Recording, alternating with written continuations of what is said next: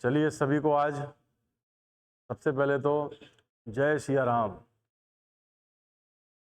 आज का दिन कहीं ना कहीं इतिहास में एक बहुत पावन दिन के रूप में गिना जाएगा। ये हम सब महसूस कर सकते हैं कि एक बहुत बड़े लंबे अंतराल के बाद आज भगवान राम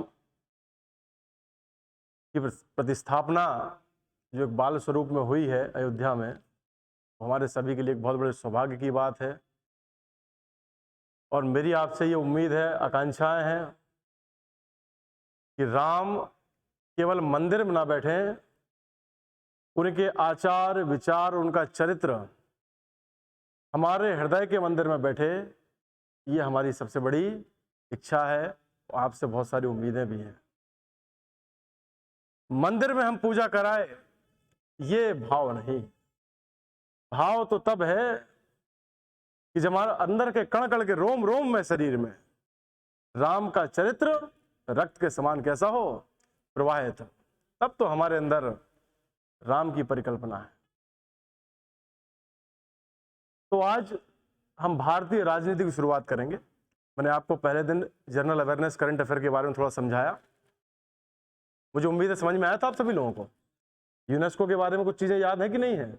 बहुत अच्छी बात है। यूनेस्को के बाद मैंने आपको भारतीय खेल रत्न पुरस्कार के बारे में बताया था, याद है कि नहीं है? थोड़ा सिर हिला के बताते जाना समझ में आ रहा है कि नहीं आ रहा है, ठीक है ना? तो आज से मैं आपको वीक में लगभग 4 दिन पढ़ाऊंगा इंडियन पॉलिटिक्स और वीक में 2 दिन पढ़ाऊंगा करंट अफेयर, ठीक है ना? तो हम 2 सब्जेक्ट को पैरेलल में लेके चलने वाले हैं। तो आज से हम भारतीय राजनीति की शुरुआत कर रहे हो। मेरा ऐसा उद्देश्य है कि वनडे एग्जामिनेशन में जितने भी पॉलिटी क्वेश्चन आए,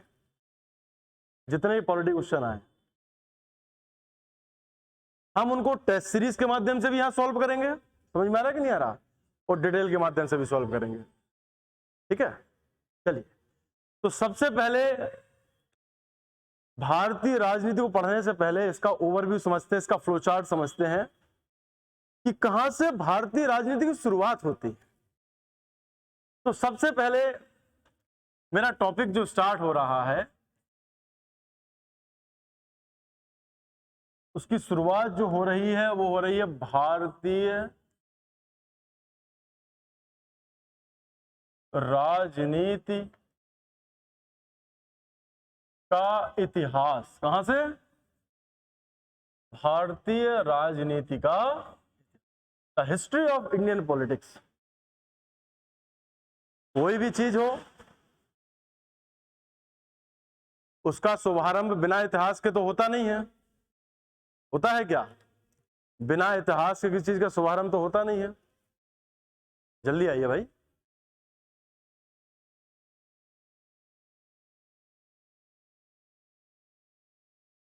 तो किसी भी चीज का शुरुआत बिना इतिहास के हुआ है क्या? हर चीज के पीछे एक इतिहास होता है, चाहे वो काला इतिहास हो, चाहे स्वर्णिम इतिहास हो। कैसा इतिहास हो? अयोध्या का काला इतिहास समाप्त हुआ, वो स्वर्णिम इतिहास आज से लिखने जा रहा है। अभी हाल ही में हमारे प्रधानमंत्री जी ने एक बहुत अच्छी बात हमारे देश के सभी नागरिकों के लिए रखी है कि राम राज्य की स्थापना के बाद हमको अगले 1000 वर्षों का जो भारत बनाना है, उसके लिए हम छोटे से छोटा व्यक्ति, निम्न से निम्न व्यक्ति, ये कभी ना सोचे कि हमारा देश में कोई योगदान नहीं हो सकता। जैसे मान के चलो ये मैडम है, बैठी हुई है, कल के दिन ये किसी एग्जाम में सिलेक्ट हो जाती हैं। ये सिलेक्ट हुई, सिलेक्ट होने के बाद इनको जो धनराशि उपलब्ध होगी जो तनख्वाह के रूप में, उससे ये मार्केट में जाके खर्च करेंगे कि नहीं करेंगे? ये 10, 15, 20 दुकानों में जाएंगे कि नहीं जाएंगे? और जब ये 10, 15, 20 दुकानों में जाएंगे तो वहां पे धन खर्च करेंगे, पैसा खर्च करेंगे। उस पैसे से उन 12 दुकानों को व्यवसाय मिलेगा। उस पैसे से जो जीएसटी जाएगा वो किसको जाएगा? सरकार को जाएगा। उससे राष्ट्र की योजनाएं संचालित होंगी कि नहीं होंगी? और अगर मान के चलो इन्होंने ऐसा नहीं किया तो क्या ये सब संभावनाएं संभव है क्या? यानी भारत का हर वर्ग, हर व्यक्ति अपने अपने स्तर पर देश के विकास में इस अत्याधुनिकता को प्राप्त करने के लिए, एक हजारों वर्षों के भारत को निर्माण करने के लिए, उस संकल्प के लिए प्रेरणारत है। हमको ये संकल्प लेना चाहिए। आज प्रधानमंत्री मोदी का आह्वान है, तब तो हमने राम राज्य बनाया। हमारे मन में ये भावना नहीं होनी चाहिए कि बगल वाले से हम द्वेष भावना रखें। कौन सी भावना रखें? किसी प्रकार का व्याभिचार रखें। सब हमारे भाई बहन हैं। किसी जाति धर्म के प्रति हमारे मन में कोई भेदभाव नहीं होना चाहिए। तब तो हम किसके हैं? राम के, और राम हमारे हैं। तो भारतीय राजनीतिक इतिहास की जो शुरुआत होती है, तो इसकी शुरुआत सबसे पहले जो होती है, जहां से पॉलिटी की बिल्कुल समझ लो नींव रखी गई है।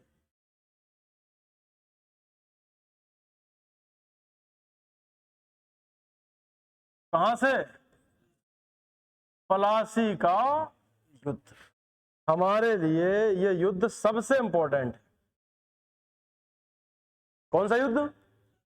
जैसे कहीं भी कोई भी मास्टर, कोई भी टीचर, राजनीति का शास्त्री, विज्ञानी चर्चा करेगा कभी भी पॉलिटी की, तो पॉलिटी की शुरुआत कहां से होती है? किस युद्ध से? प्लासी के युद्ध से। आप में से कोई बच्चा जानता है प्लासी युद्ध कब हुआ था? कोई भी? बहुत बढ़िया। 23 जून 1757। पहले तो ये डेट ही पेपर में आ जाती है डायरेक्टली। क्या जाता है?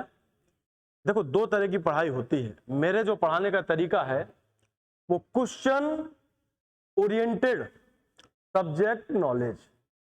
मतलब समझ गए ना? हम यहाँ पीएचडी तो कर नहीं रहे, हम तो पेपर सॉल्व करना है कि नहीं करना है। तो क्वेश्चन ओरिएंटेड सब्जेक्ट नॉलेज कि प्रश्न किस प्रकार से पेपर में पूछा जाएगा, उस पद्धति का पालन करके हम उन चीजों को क्या करें? याद रखें। जैसे एग्जाम में ये क्वेश्चन जरूर आता है कि प्लासी का युद्ध कब हुआ था? 23 जून 1757।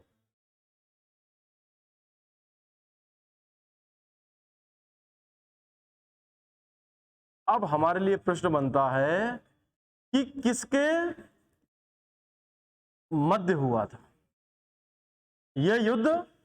किसके मध्य हुआ था? तो क्यों हुआ था? प्रश्न ये भी तो आता है। आपके मन में ये प्रश्न उठेगा कि किसके मध्य हुआ था और क्यों हुआ था। आप में से कोई बच्चियों में से जानता है किसके मध्य हुआ था? आप में से? रॉबर्ट। पिछली क्लास में नहीं थे क्या? एक अंग्रेज अधिकारी था, समझ लो, उसका नाम क्या था? Robert Clive. बिल्कुल याद कर लेना, रॉबर्ट क्लाइव वर्सेस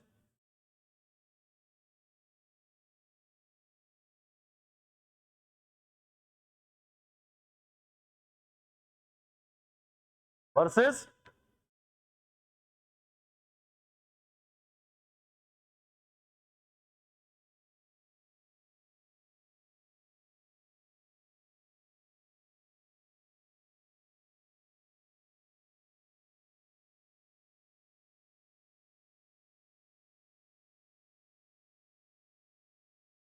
देखिए वोट परसेंट। भारतीय राजनीति के इतिहास की शुरुआत किस युद्ध से होती है? प्लासी का युद्ध कब हुआ? 23 जून 1700। अब 23 जून 1757 को किसके किसके मध्य हुआ? बोलिए। रॉबर्ट और किसके बीच में?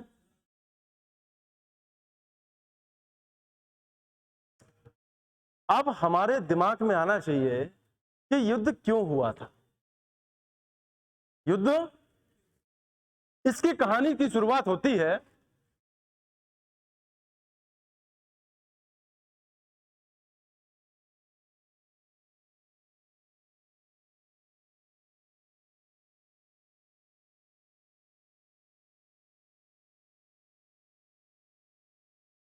अंग्रेज भारत में कब आए थे? आने की शुरुआत होना थी सबसे पहले 1492 में। कब? सबसे पहले 1492 में, सबसे पहले 1492 में भारत आने का प्रयास करने वाला जो व्यक्ति था उसका नाम था निकोलस कोलंबस। क्या नाम था? किसी ने कभी नाम सुना क्या? ये 1492 में भारत आने का प्रयास करने वाला व्यक्ति। भारत की किंवदंतियां बहुत दूर दूर तक फैली थी। सोने की चिड़िया कहा जाता था, ऋषियों ब्राह्मणों का देश कहा जाता था, महापुरुषों का देश कहा जाता था, साहित्य का देश कहा जाता था, संस्कृति और शिक्षा का देश कहा जाता था। ऐसे देश जाने की इच्छा तो हमारी होती थी। तो एक पुर्तगाल और स्पेन के मध्य एक छोटा सा क्षेत्र था, वहां का व्यक्ति था जिसका नाम क्या था? निकोलस। उसने भारत आने के लिए अपना जहाज लिया, लेकिन दिशा सूचक यंत्र सही काम ना करने के कारण। कौन सा यंत्र? वो कहां पहुंच गया और उसने किसकी खोज कर दी? किसकी खोज कर दी? फिर 1498 में वास्को डी गामा। कौन सा? वास्को डी गामा ने भारत आने का प्रयास किया।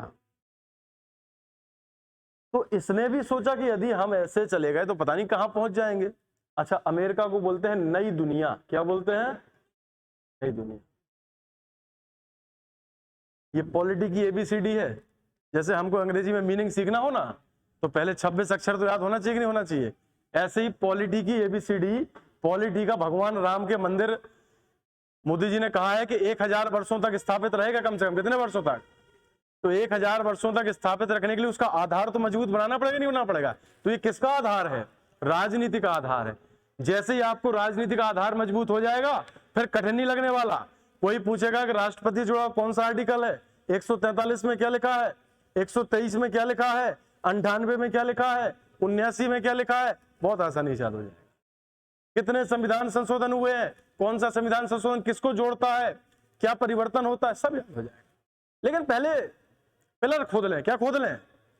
और पिलर के पहले गड्ढा खोद लें। क्या खोद लें? तो ये इतिहास गड्ढा खोद रहा है। क्या खोद रहा है? हम कहां पहुंच गए? 2024 में होकर 1492, मतलब जमीन का क्या खोद रहे हैं कि आखिरकार ये शुरुआत हुई कहां से। तो 1492 में निकोलस कोलंबस साहब ने इसकी खोज कर दी। अमेरिका को क्या कहा जाता है? क्यों नई दुनिया कहा जाता है? वाकई वो नई दुनिया है बोटनाइस जिले में। उस समय किसी को दूसरे क्षेत्रों की जानकारी नहीं थी, इसलिए उसको क्या नाम दिया जाता है? वो आज वो कहीं ना कहीं भारत से टेक्नोलॉजी में भी 50 साल आगे है, इसलिए भी कौन सी दुनिया है। हम अमेरिका चले जाएं तो हमको बहुत अजीब सा लगेगा, निश्चित लगेगा। तो हमारे लिए तो कैसा क्षेत्र हो जाएगा? पेपर में आ जाता है सिंपल सा क्वेश्चन, नई दुनिया निम्न में से किस महाद्वीप को कहा जाता है? तो अमेरिका। क्या लगा देना? वो अमेरिका में भी नॉर्थ अमेरिका। कौन सा अमेरिका? फिर 1498 वास्को डी गामा निकले। अच्छा, ये बुद्धिमान था, पुर्तगाली आदमी बहुत बुद्धिमान था। इसने अकल लगाई कि यदि हम ऐसे ही फर्जी दिशा सूचक यंत्र लेके गए, ऐसा ना हम रास्ता भटक जाए। तो ये मिला स्पेन के राजकुमार से। किससे मिला? स्पेन के राजकुमार का नाम था पीटर। क्या नाम था? क्या नाम था? और उस पीटर का जो शौक था या जो रुचि थी वो थी दिशा सूचक यंत्र बनाने में। उसने एक ऐसा दिशा सूचक यंत्र बनाया जो आप समझ लीजिएगा बिल्कुल एक्यूरेट काम करता था। उसकी एक्यूरेसी इतनी मजबूत थी कि हम कहीं की भी दिशा बहुत आसानी से उसके माध्यम से क्या कर लेते थे? प्राप्त कर लेते थे। अब क्या किया जाए? वास्को डी गामा गया उनके पास, उनसे कहा कि हमको जाना है, थोड़ा हमको दे दीजिएगा। उसने दे दिया। इतना एक्यूरेट वो दिशा सूचक यंत्र था कि पीटर राजकुमार का नाम आगे चल के पीटर द नेविगेटर कहलाने लगा। क्या कहलाने लगा? दिशा सूचक को अंग्रेजी में कहते हैं नेविगेशन। कहते हैं कि नहीं कहते हैं? आप लोगों ने अपने मोबाइलों में नेविगेशन सिस्टम खोला होगा, खोला है कि नहीं खोला?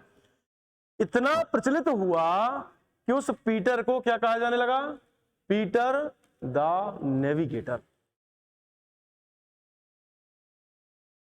और ये वास्को डी गामा भारत चला और उसी दिशा सूचक यंत्र के माध्यम से यूरोप से होते हुए अफ्रीका के नीचे कैप ऑफ गुड होप, वहां उसको अब्दुल मजीद नाम का व्यक्ति मिला।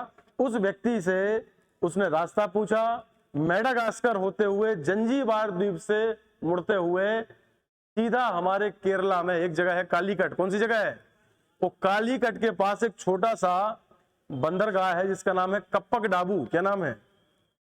उस स्थान पर उतरा और केरल के जो राजा थे जमोरिन, क्या थे, उन्होंने उसका बहुत स्वागत किया।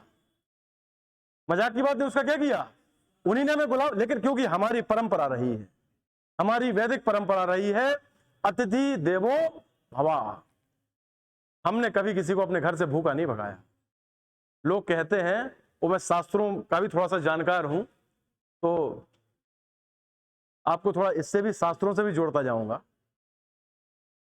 हमारे धार्मिक शास्त्र कहते हैं कि यदि कोई व्यक्ति हमारे घर के बाहर अतिथि स्वरूप में आया और हमने उसका सम्मान नहीं किया, उसको भगा दिया, उसका तिरस्कार किया, तो वो अपने पाप हमें दे जाता है और हमारे संचित पुण्य स्वयं ले जाता। अब मैं भागवत तो सुना नहीं रहा, नहीं तो अपन यहां व्यास गद्दी बना लेते, बढ़िया आप लोग सुनते। समय आएगा एक जीवन में जब सुनेंगे, तो मैं बता रहा हूं, हमारे शास्त्रों में ये कहा गया है कि अतिथि यदि घर में आया और उसका हमने तिरस्कार किया, तो तिरस्कार यदि कर दिया तो वो अपने पाप हमें दे जाएगा, वो हमारे संचित पुण्य। अब तुम खींच के उसको बुलाओगे, भैया बैठो थोड़ी देर पानी पी के जाओ, पहले करोगे कि नहीं करोगे? तो उसी परंपरा के तहत जमोरिन ने किसका स्वागत किया? और वास्को डी गामा जब वहां से गया, हमारी परंपरा रही है, हमारे घर से कोई जाता है तो हम पठौनी बांध देते हैं। क्या बांध देते हैं? ग्रामीण क्षेत्र में पठौनी कहा जाता है ना उसको, थोड़ा बहुत उसको नमकीन लड्डू बड्डू। अब वो राजा था तो राजा को माल्यार्पण किया। माल्यार्पण करने के बाद केरल में होती थी काली मिर्च। क्या होती थी? मसाले, जितना सब्जियों का माल मसाला होता था पूरा उसको बांध दिया। वो कहां पहुंचा? अपने पुर्तगाल। वो जब पुर्तगाल में उसने अपनी बोरी खोली, एक दिन ले जा रहा था, बोरी खोली, बोरी को जिस वाहन से ले जा रहा था वो, उससे उसका कुछ हिस्सा गिर गया काली मिर्च का नीचे। वहीं मार्केट लगा हुआ था, दो चार लोगों ने देखा, भाई ये काली मिर्च। एक आदमी औषधि का जानकार था, उसने वो काली मिर्च उठाई, वो हाथ में ली, बोले ये कहां से लेके आए हो? ये बोले वहां से बांध दिए हैं, हम गए थे थोड़ा घूमने, उसने रास्ता नहीं बताया, बोले लाए। ये तो बहुत काम की चीज है। अच्छा, उसको लगा था कि पता नहीं इसने कहाँ बांध दिया है, राजा ने सोना चांदी देता तो कोई मतलब था। और लोगों ने जब वो काली मिर्च देखी तो स्वर्ण से भी 60 गुना ज्यादा दाम में, कितने ज्यादा गुना दाम में? सोने से भी 60 गुना दाम में लोगों ने क्या खरीद ली उसकी। और जब उसके 10, 15, 20 बोरे बिके तो वास्को डी गामा छा गए। और वास्को डी गामा बोला ये बहुत सही रहा, तो दोबारा उसका जहाज आया 1502 में। बहुत कम बच्चे ये जानते हैं कि 1498 में तो आया था, लेकिन दोबारा भी वो आया था कब? 1500। और फिर बोरा भर के। तो जैसे ही ये जानकारी यूरोप में फैली कि वहां तो बहुत काली मिर्च मिलती है, तो जहां एक जहाज और 2 जहाज आते थे, एक दो छोड़िए, हजारों की संख्या में जहाज किसकी तरफ बढ़ गए। और फिर राजा बोला हमारे पास नहीं है, तो उन्होंने राजा को भी मारा। वो क्या उठाई? काली मिर्च। वो लेके कहां बेची? हम लोग अमीर बन रहे थे। जैसे कल आपको पता चल जाएगा मऊसानिया के धुबेला में खजाना निकला है, तो तुम लोग कहोगे सर जी क्लास 3.5 से 4.5 नहीं, वो कल देख लेंगे अपन। पहले ऐसी पुर्तगाली ही बोले काम धंधा बाद में, पहले काहे की व्यवस्था कर लें? काली मिर्च की। तो पहले ये जानकारी पुर्तगालियों को मिली। किसको मिली? उन पुर्तगालियों के बाद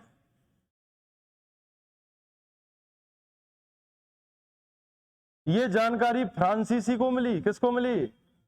तो फ्रांसीसी ने अपने जहाज उठाए, वो किसकी तरफ कूच किए? फ्रांसीसी के बाद स्वीडन के लोगों को यह जानकारी मिली, उनके भी जहाज किसकी तरफ बढ़े? डेनमार्क के लोगों को पता चल गया कि भैया कुछ मिल रहा है वहां पर, तो डेनमार्क के जहाज, डेनिश के जहाज किसकी तरफ बढ़े? भारत की तरफ बढ़े। और उसके बाद किसको पता चला? अंग्रेजों को। तो ये भी किसकी तरफ बढ़े? लेकिन अंग्रेज बोले व्यापार नहीं, पूरे भारत ही पे ना कब्जा कर लें अपन। तो ये कहानी है, इसके पीछे इतिहास जो हम खोद रहे हैं, इसको मैं इतिहास में पढ़ाऊंगा आपको, निश्चिंत रहिए। इतिहास में हम इसको बहुत अच्छे समझेंगे, बहुत आनंददायक विषय है, पढ़ाई से ज्यादा रोचक कुछ है ही नहीं। पहले तो ये चीज सुन लीजिएगा। अब जैसे हमको 300 रुपया कमाना है, तो आप देखिए 300 रुपये कमाना है, तो एक मजदूर के रूप में यदि हम जाएंगे, बिना पढ़े लिखे होंगे, तो दिन भर गड्ढा खोदना पड़ेगा, तब 300 मिलेंगे नहीं मिलेंगे? उस शिक्षा का काम देखो आप, शिक्षा का काम देखिए। हम 300 रुपये 1 घंटे और 2 घंटे में कमा लेंगे। बच्चों को पढ़ाते हैं ना लोग, नहीं पढ़ाते हैं? आपने देखा होगा, पढ़ाने में कौन सी शारीरिक मेहनत लग रही, कौन सी मेहनत लग रही, लेकिन इतना बढ़िया काम, इतना सरल काम है। बिस्तर पे लेटे हो, किताब पढ़ते रहिए, रिवीजन करते रहिए, ये कहानी आपको भूल नहीं पाएंगे। चलिए आगे बढ़ते हैं। तो ये कहानी समझ में आई कि कैसे अंग्रेज भारत आए। तो अंग्रेज भारत कब आ गए थे? 1613 में। अच्छा एक काम करो यार, ये शटर बंद ही कर दो, ऐसा हो सकता है क्या संभव? आप बंद ही कर दो इसको, आवाज थोड़ा तेज आ रही है।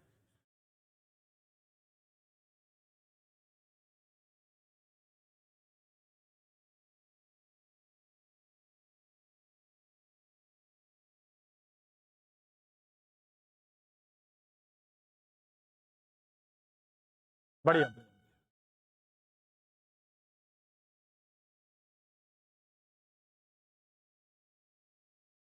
और आज से आप लोग भी सब संकल्प ले लो, अपनाइए। बस राम की प्रतिष्ठा हो गई, तुम्हारे अंदर भी राम की प्रतिष्ठा हो जाए, और इस वर्ष हमारा पेपर में क्या हो जाए? सिलेक्शन हो जाए। ये अपनी प्रतिष्ठा पूरी कर लेना है, ठीक है ना? सब राग द्वेष ये सब चीजें छोड़ के, राम राज्य की संकल्पना का मतलब होता है राज्य विहीन शासन। कैसा शासन? राज्य विहीन मतलब जिसमें कोई चोरी डकैती करने की स्थिति ही ना हो, कोई किसी के साथ अपशब्द ना कहे, सभी का सम्मान करें, एक दूसरे की भावनाओं को समझें। समझ में आया कि नहीं आया? इन सब चीजों को विशेष ध्यान रखें, अपने माता पिता का पूर्ण आदर के साथ सम्मान करें, ये सब चीजें बहुत जरूरी हैं। चलिए देखिए, रॉबर्ट क्लाइव के बारे में हम चर्चा कर रहे थे, तो मैं उसके इतिहास में चल रहा था, कैसे अंग्रेज आए। 1613 में एक अंग्रेज अधिकारी आया, एक अंग्रेज मर्चेंट आया, व्यापारी कहना चाहिए मुझको, क्या कहना चाहिए? उस व्यापारी का नाम था सर टॉमस रो। क्या नाम था? आप लोगों ने नाम सुना क्या किसी ने?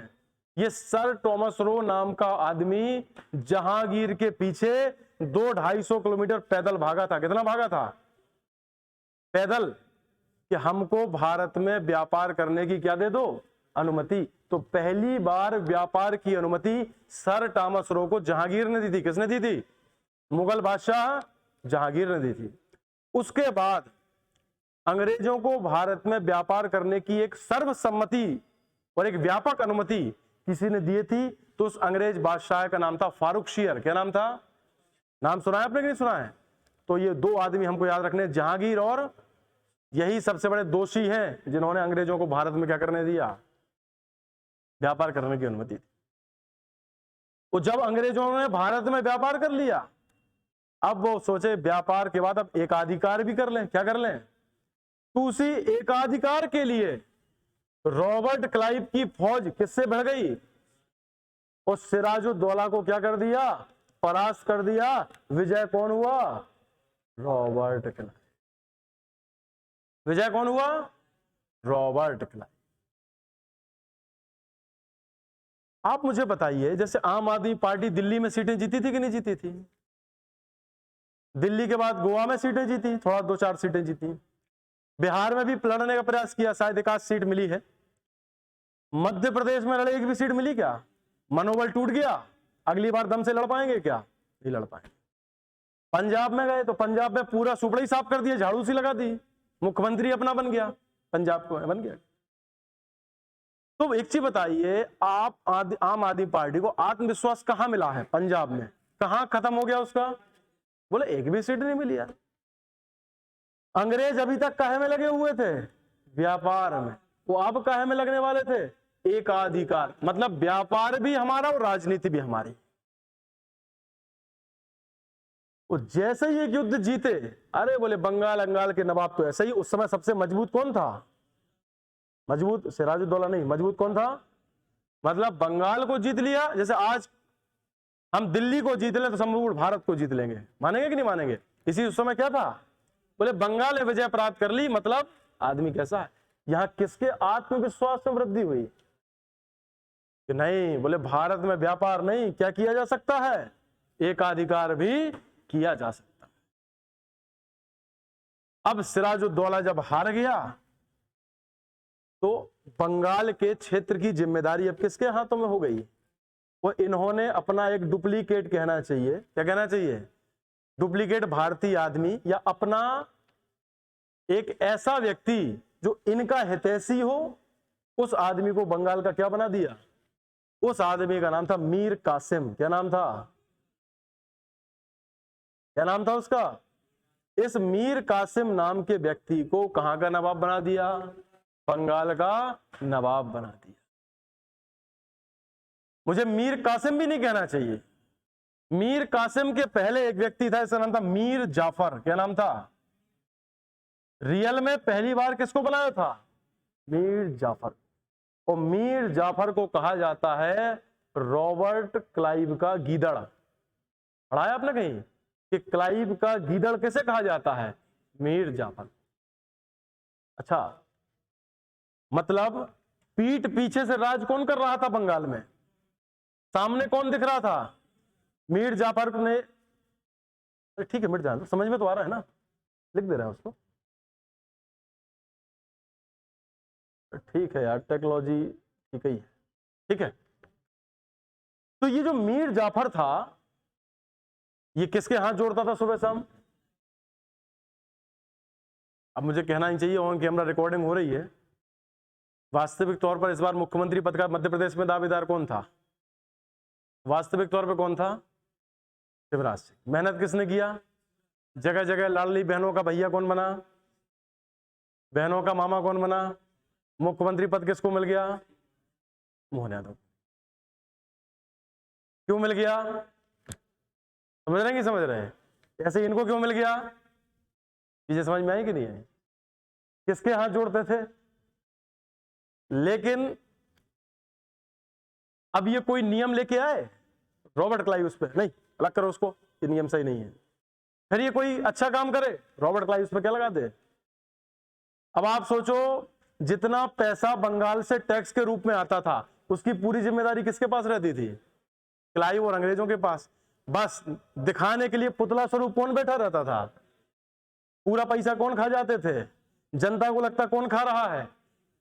इसी को बोलते हैं द्वैत शासन। कैसा शासन?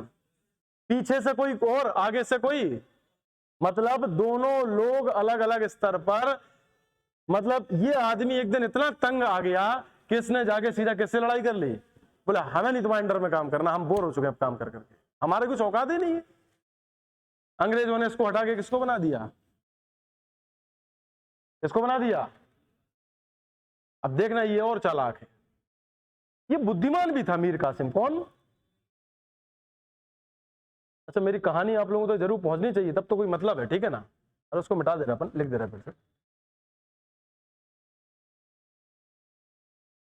तो मीर जाफर एक नाम आया, जिसको किसका गीदड़ कहते हैं? क्लाइव का गीदड़। अच्छा, आजकल इन गीदड़ों की फौज बहुत ज्यादा है। आजकल इन गीदड़ों की फौज कैसी है? आप देखिए, राजनीति में तो चाटुकारिता ऐसी है कि डेली मैं देखता हूं फेसबुक वगैरह में, आदरणीय फलाने फलाने ढकाने से मिलने का मौका प्राप्त हुआ, आदरणीय का चरण वंदन करने का मौका मिला। ऐसे हमारे युवा केवल गाड़ी में 150 रुपए का पेट्रोल डलाने के लिए सुबह शाम उनकी चाटुकारिता करते रहते हैं। ऐसी चाटुकार कौन था? ये मीर जाफर, जो क्लाइव का गीदड़ भी कहलाता था। मीर जाफर को उन्होंने हटा दिया, उनको, अंग्रेजों को लग रहा था ये गद्दारी कर देगा, जब हमसे आगे बहस कर लिया तो उन्होंने किसको बनाया? मीर कासिम। अच्छा, मुझे आप लोग बताइए कि आपको युद्ध समझ में आ गया? कौन सा युद्ध? कब हुआ? किसके किसके बीच में? अंग्रेजों का सेनापति कौन था? सिराजुद्दौला की फौज थी। अब मैं आपको यह बताऊं, डिटेल में तो बाद में पढ़ाऊंगा। कहानी ऐसी हुई, ये युद्ध हुआ ही नहीं, जिसको क्या कहते हैं, युद्ध। ये युद्ध हुआ ही नहीं। अब आप समझो, मेरे पीछे कम से कम 1000 की फौज खड़ी है, आप लोगों हमारे विपक्ष में हो, मान के चलो, क्या नाम है आपका, सुग्रीम, आप लोगों के नेता हो गए, ठीक है, ये लड़ने आए हैं। अब मैंने आपके, सुग्रीम आपकी सेना है पीछे, ठीक है ना, सुग्रीम की सेना है, ठीक है ना।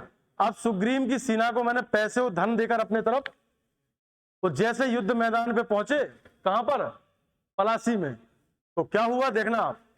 मैं खड़ा हूं रॉबर्ट क्लाइव, आप अपने आप को समझ लो सिराजुद्दौला। अब मैंने कहा ठीक है भैया, युद्ध हो जाए, चालू करें क्या? चलो ठीक है, अपने पाले में आ जाओ जो जिसके पक्ष में है। यहां के लिए सुग्रीम खड़े रह गए, ये सब किसके तरफ आ गए? क्योंकि हमने सबको क्या देके खरीद लिया। युद्ध ऐसा था, ये रणभूमि में लड़ा गया युद्ध नहीं था, मनोभूमि में लड़ा गया युद्ध था, कायम लड़ा गया था। पहले ही से पैसों में सबको क्या कर लिया था। अब सिराजुद्दौला बेचारा अकेला खड़ा रह गया, क्या करें हम, कहां से जीते हम। तो ये युद्ध नहीं था, इसको युद्ध नहीं कहना चाहिए। इससे 2-3 कमियां पता चली कि भारत के लोगों को उनकी उचित कीमत लगाकर आसानी से खरीदा जा सकता है। किसको पता चल गया? भारत के लोग आसानी से बिकने के लिए क्या है, तैयार हैं, वो अपनी भारत माता को बेच सकते हैं। ये किसको पता चल गया? रॉबर्ट क्लाइव को पता चल गया। उसको ये पता चल गया कि भारत के लोगों को बहुत आसानी से बेवकूफ बनाकर उनके ऊपर शासन किया जा सकता है। किसको पता चल गया? जब ये अपने नवाब के सगे नहीं है तो उसको ये भी पता था हमारे भी सगे नहीं होंगे, लेकिन इनको बेवकूफ कैसे बनाना है उसकी प्रक्रिया किसके मन में थी? Robert Clive. इसलिए भारत में अंग्रेजी शासन की नींव डालने का सबसे बड़ा यदि कोई स्थापना करता रहा वो कौन है? ठीक है, तो जैसे ही युद्ध में विजय प्राप्त की, रॉबर्ट क्लाइव को और बड़ा पद मिल गया। ब्रिटेन सरकार ने सम्मानित किया और कहा तुम ही पूरी जिम्मेदारी संभालो। बोले ठीक है। तो भारतीयों की राजनीतिक एकता की कमी पता चली। हमारी रानी लक्ष्मीबाई को देख लीजिएगा आप, किसका शिकार हुई? परिवार घात का। किसका शिकार हुई? हमारे हजारों महान से महान राजा किसका शिकार हुए? विश्वासघात का। किसका शिकार हुए? परिवार घात का, स्वयं के घात का शिकार हुए। हम कहते हैं ना, घर का विभीषण यदि है तो हमको बचाने वाला कोई नहीं है। ये बात तय है। विभीषण ने तो अच्छा काम किया था, और फर्जी विभीषणों की बात कर रहा हूं, वो तो देवतुल्य हैं, उनकी बात नहीं हो रही। तो पहले जल्दी युद्ध लिखो अपनी कॉपी में, फिर इसके आगे बढ़ता हूं मैं।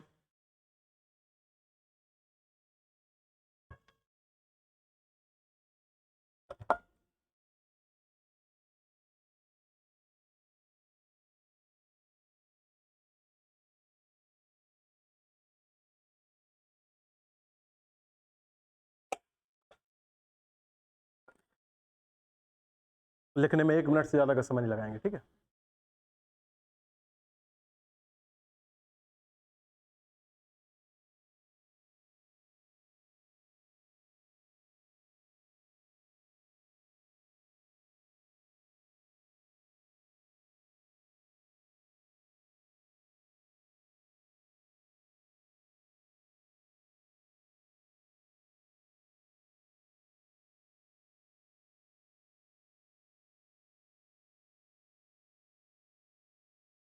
विजय लिख लेना, रॉबर्ट क्लाइव की हुई थी, ठीक है।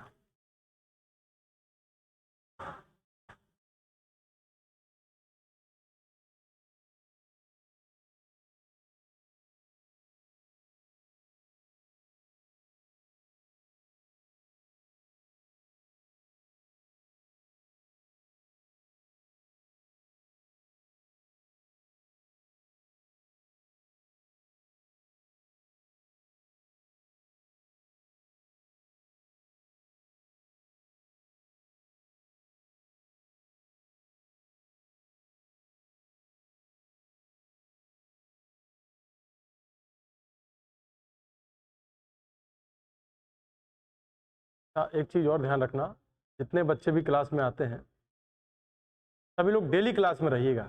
ये नहीं कि हम बीच में एक दिन गैप कर जाएं। ये डिस्क की डोरी समान है। किसके समान है? यदि मान के चलिए बीच में ज्यादा कट लगेंगे ना गैप स्वरूप के, तो टीवी सरसरा जाएगी फिर, ठीक है ना। टीवी अच्छी चाहिए, बिल्कुल नीट एंड क्लीन क्लियर, हर एक पैराग्राफ समझ में आ जाए, हर एक टॉपिक समझ में आ जाए, तो लिंकिंग कैपेसिटी अपनानी है। कौन सी कड़ी है ये? एक क्लास दूसरी क्लास कड़ियों के समान, इसको जोड़ना पड़ेगा। तो ये मेरा विश्वास मान के रखिएगा, आप जो भी आप इस तरह का पेपर दे रहे हो, आप मुझसे पढ़ के एक बार पेपर दे के आना और फिर मुझसे आके मिलना और कहना कि सर जीएस में हमारा ये क्वेश्चन गलत हो गया। यदि 40 आएंगे तो 38 को सॉल्व करने की ताकत तुम्हारे पास हो, ठीक है ना? ये मेरी जवाबदारी है, लेकिन रेगुलर रहना पड़ेगा।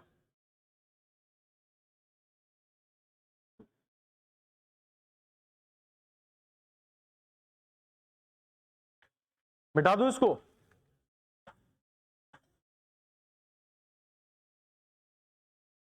अरे थोड़ा बहुत छूट भी जाएगा तो ऑनलाइन तो अपलोड हो जाता है, उसमें देख लीजिएगा।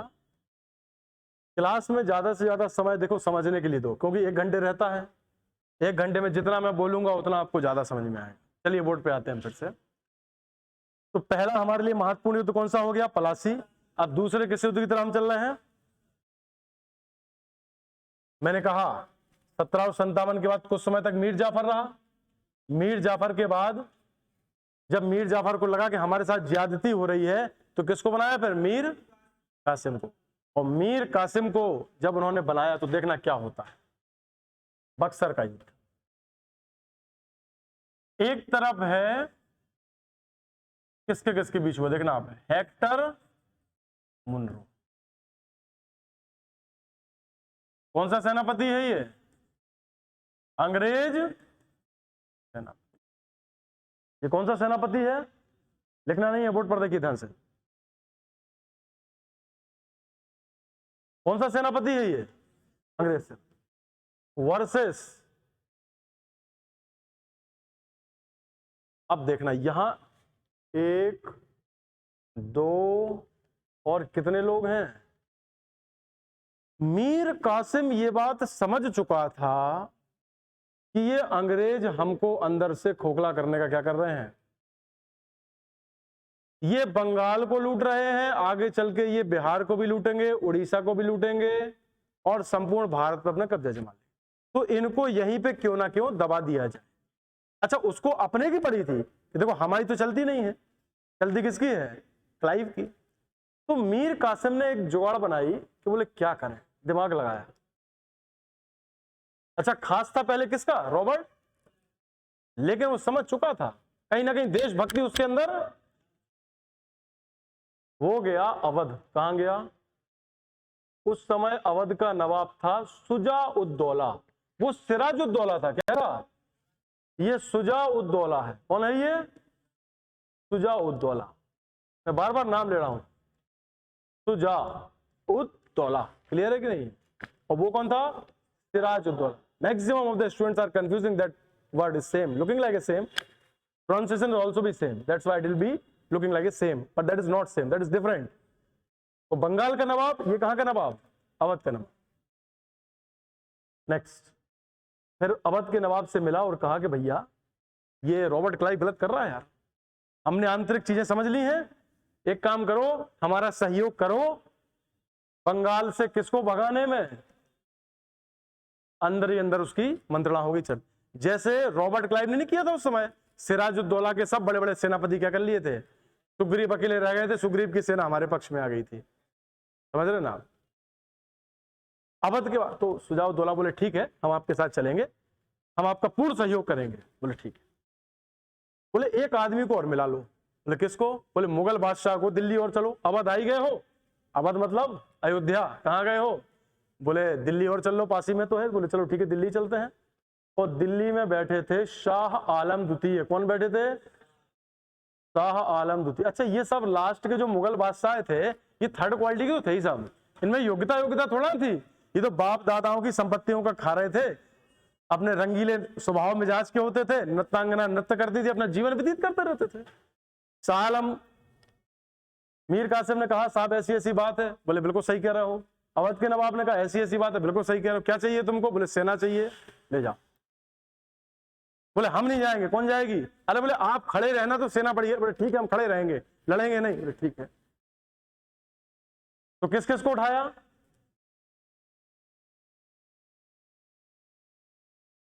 कौन कौन लड़ा इस युद्ध में? कहां का नवाब था?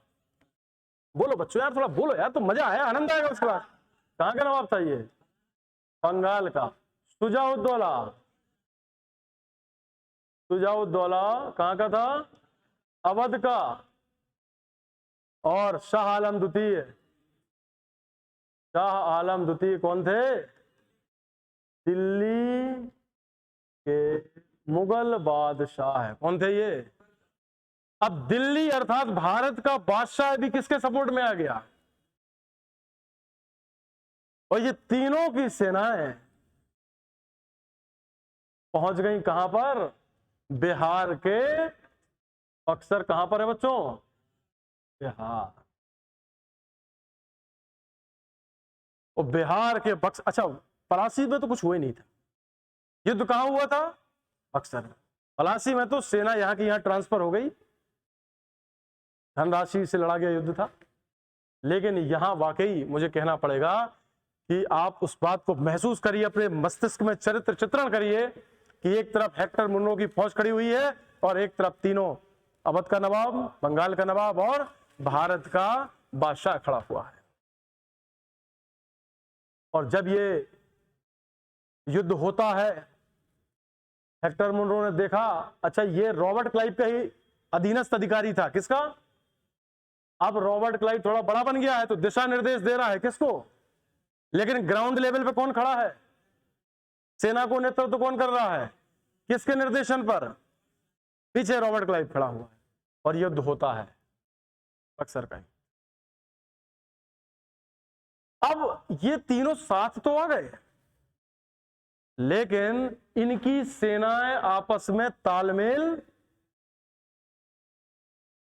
जैसे सेना में भी कुछ गुप्त कोड होते हैं ना, आवाज होती है कि जैसे कू की आवाज लगा दी तो ऐसा करना है, ऐसा निर्देशन दे दिया। अब इन तीनों की सेनाओं में क्या नहीं था? तालमेल। आपने देखा होगा हर साल भारत सरकार कई प्रकार के सैन्य अभ्यास करती है कि नहीं करती है?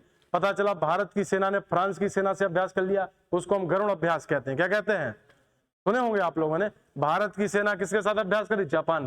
कल के दिन मान के चलो विश्व युद्ध होता है तो भारत की सेना को जापान के साथ काम करना पड़ा, भारत की सेना को अमेरिका के साथ काम करना पड़ा या अन्य देशों के साथ काम करना पड़ा, तो कहीं समन्वय होना चाहिए। क्या होना चाहिए? इनमें क्या नहीं था? उस समन्वय की कमी के कारण अंग्रेजों की फौज, किसकी फौज? इन तीनों पर कैसी पड़ गई? हारी पड़ गई। और विजय किसकी हो गई? विजय किसकी हो गई? कौन कौन हार गया यहां पर? मीर कासिम, सिराजुद्दौला, शुजाउद्दौला और शाह आलमगीर।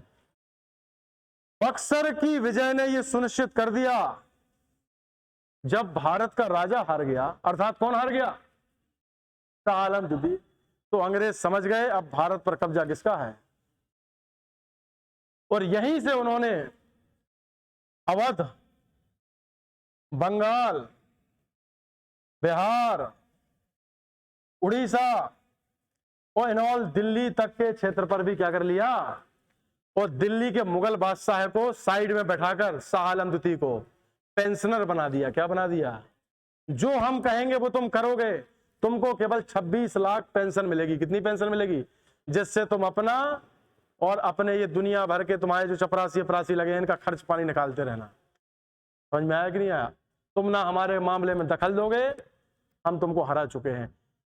बक्सर का युद्ध भारत का वो अंतिम रणनीतिक युद्ध था जिसने अंग्रेजों को इतनी शक्ति दी कि अंग्रेज यहां से भारत में केवल व्यापार ही नहीं, जबकि भारत के प्रशासन पर भी एकाधिकार जमाने के अधिकारी बन गए।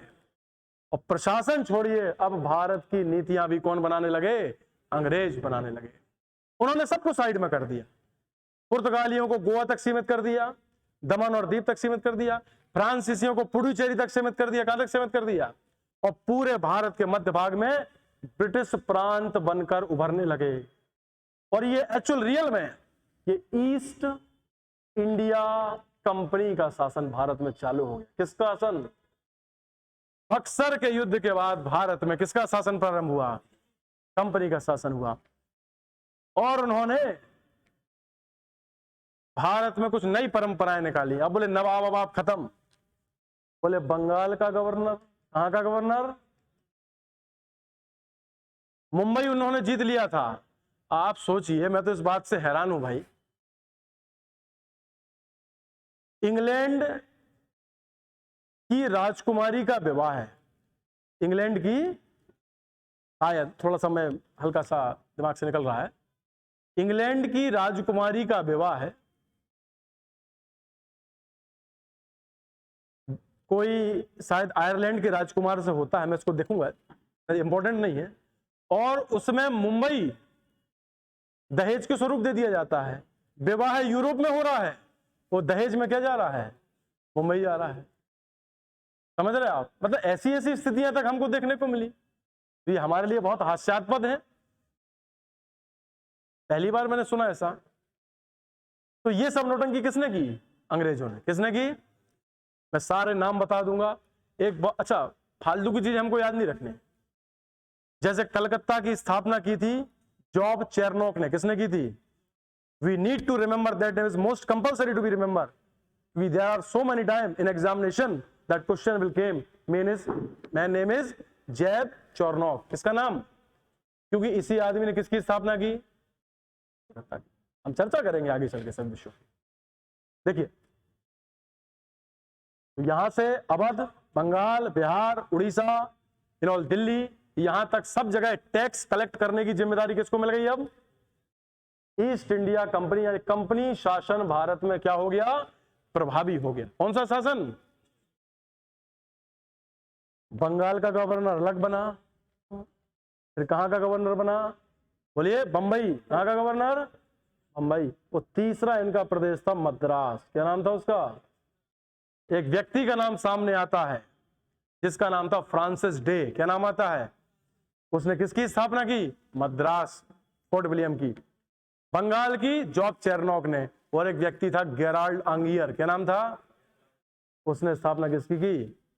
तो ये सब अंग्रेजों के बड़े बड़े क्षेत्र बने। तो बंगाल का गवर्नर, बंबई का गवर्नर, और कहां का गवर्नर। अब यहां पर नवाब ववाब खत्म, अंग्रेजों के अधिकारी बैठने लगे, उनको हम क्या बोलते थे, गवर्नर। जल्दी लिखो इस युद्ध को, समझ में आ गया, आया ना, ठीक है। लड़कियों की तरफ से आवाज कम आ रही, समझ में आया कि नहीं आया, आया ना भाई, तेज, गले में आवाज कम है क्या। अच्छा अच्छा, पोडियम को साइड में कर, ठीक है, स्पीड से लिखिए इसको।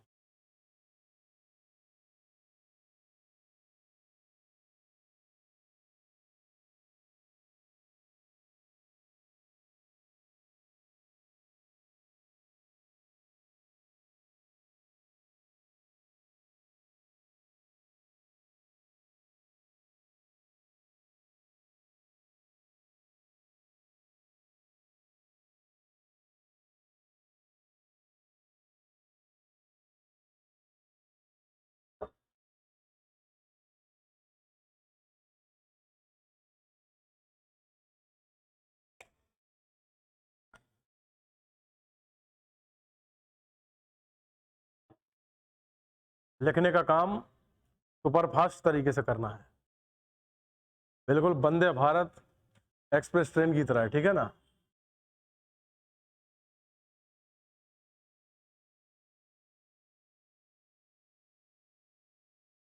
मेरा घड़ी में 1.5 मिनट हुआ और मैंने बंद किया, मिटा दिया इसको, ठीक है।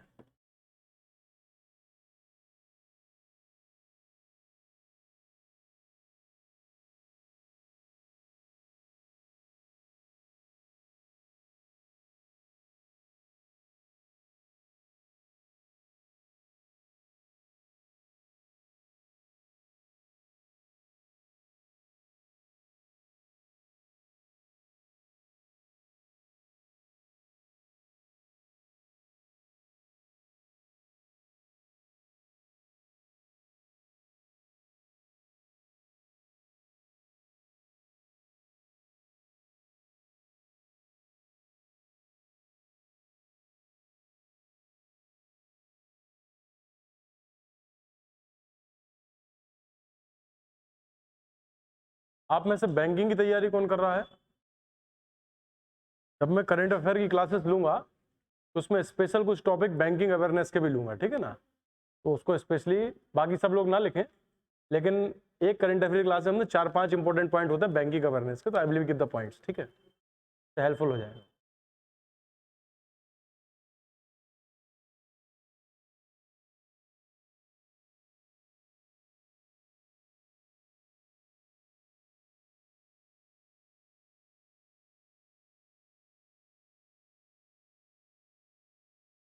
चलिए आगे बढ़ते हैं हम। तो बक्सर का युद्ध एक निर्णायक युद्ध था जिसने भारत में अंग्रेजी सत्ता को अच्छे तौर पर क्या कर दिया? स्थापित कर दिया, प्रतिस्थापित कर दिया, ठीक है ना? चलिए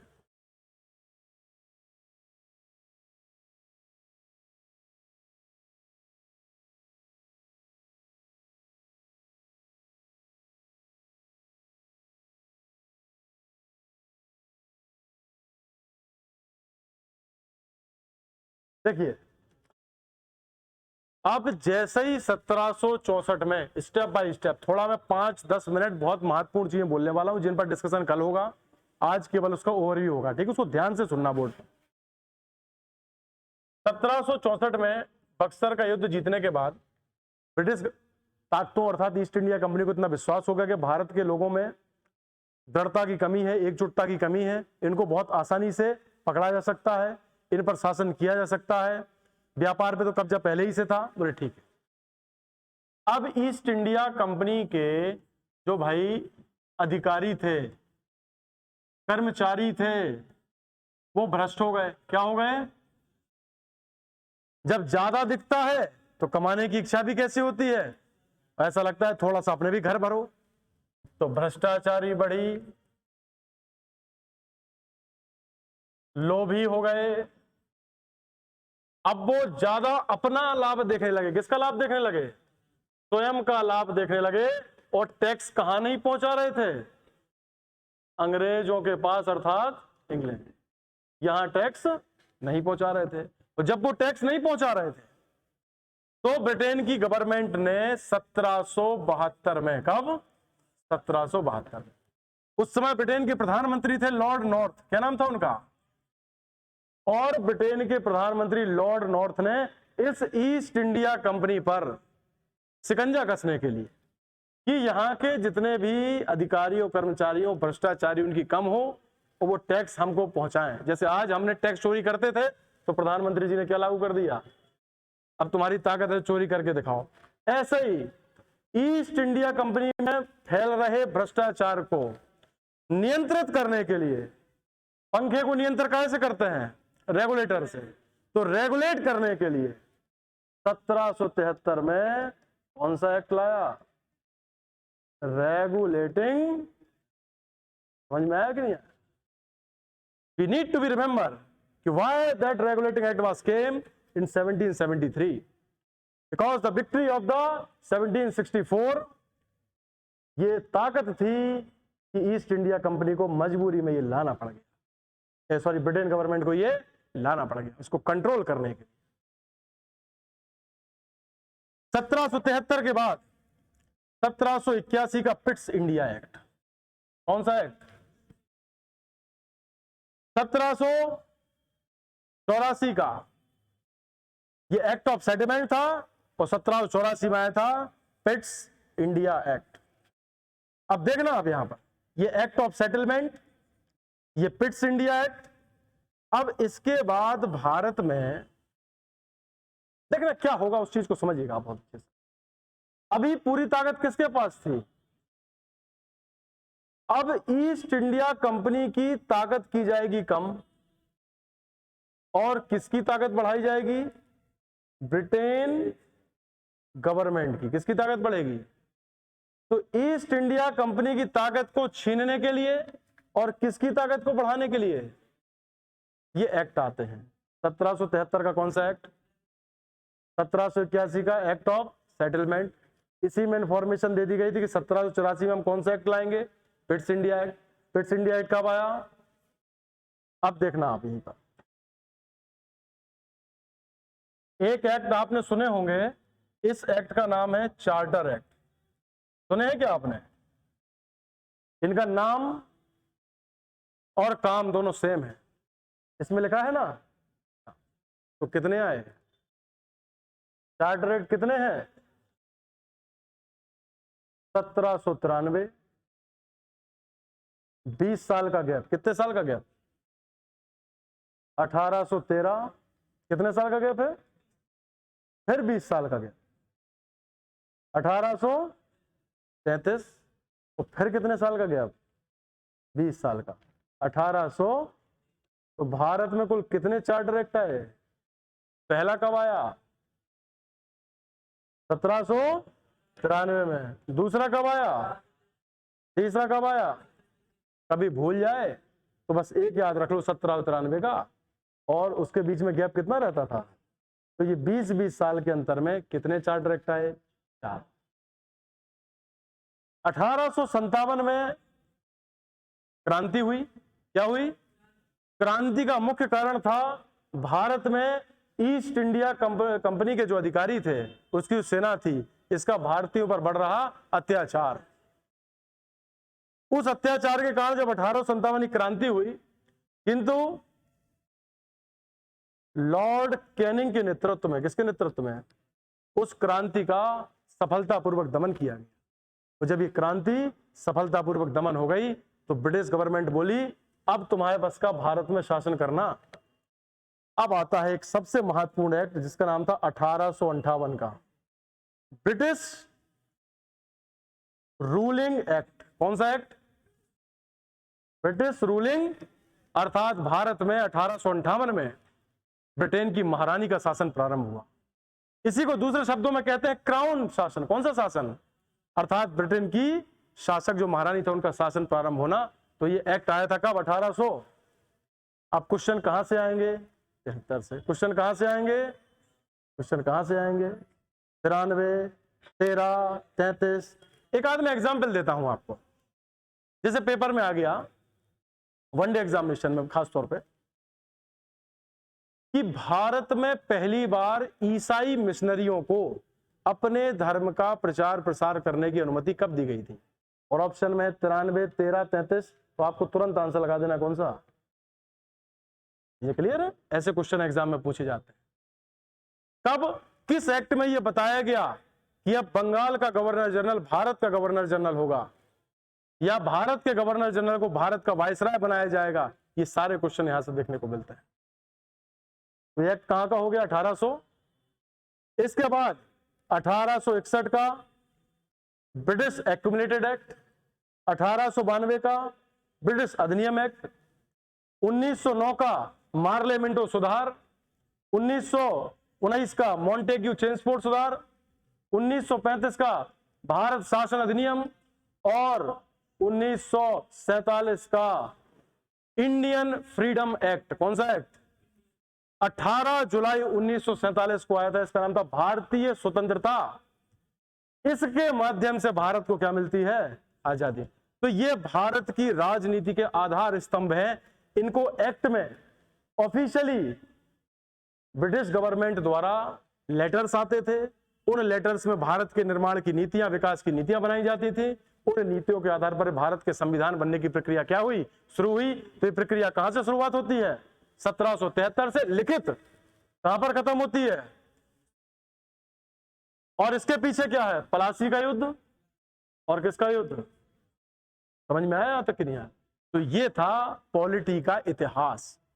अब जब कल की हम क्लास चालू करेंगे तो उसको कहां से स्टार्ट करेंगे? 1770।